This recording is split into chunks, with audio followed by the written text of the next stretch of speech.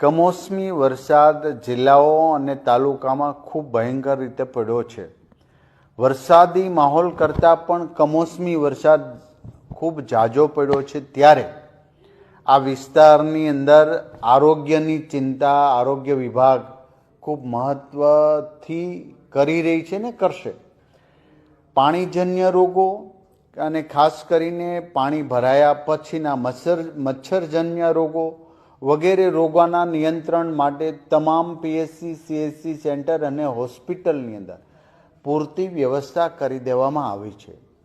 જે વિસ્તારની અંદર કમોસમી વરસાદ વધુ પડ્યો છે એ વિસ્તારની અંદર હવે પછી ખેડૂત પરિવાર લોકો જ્યારે ખેતરમાં જશે ત્યારે ઝેરી જીવાત અને સાપ વીંછી અને અન્ય ઝેરી જીવ જ્યારે માણસને કરડે છે ત્યારે એની તમામ પ્રકારની દવાની વ્યવસ્થા 108ની અંદર ઉપલબ્ધ છે અને તમામ પીએચસી સીએચસી સેન્ટર અને સિવિલ હોસ્પિટલમાં તમામ સેન્ટરોની અંદર આ દવાઓની વ્યવસ્થા કરી દેવામાં આવી છે.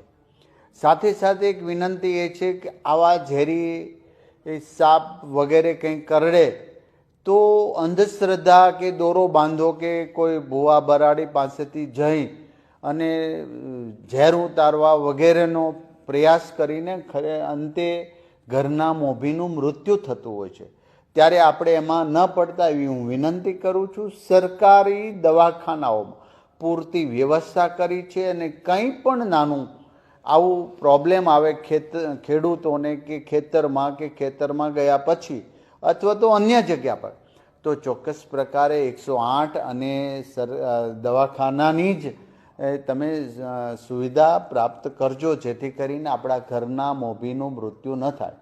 આવનારા સમયની અંદર પાણીજન્ય રોગો, મચ્છરજન્ય રોગો અને ઝેરી સાપ વીંછી વગેરે કરડવાથી એક પણ વ્યક્તિનું મૃત્યુ ન થાય એ માટે આરોગ્ય વિભાગ સતત સતર્ક છે. આજની મિટિંગની અંદર તમામ અધિકારીઓ સચિવથી લઈને હાજર રહ્યા હતા.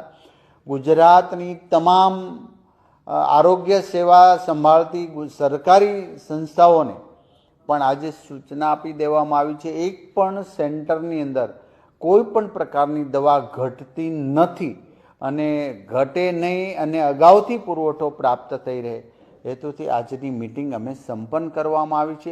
આપણે આશા રાખી કે કોઈને કશું જ ન થાય, પણ થાય તો સરકારી તંત્ર પૂર્ણ રીતે સજ્જ છે.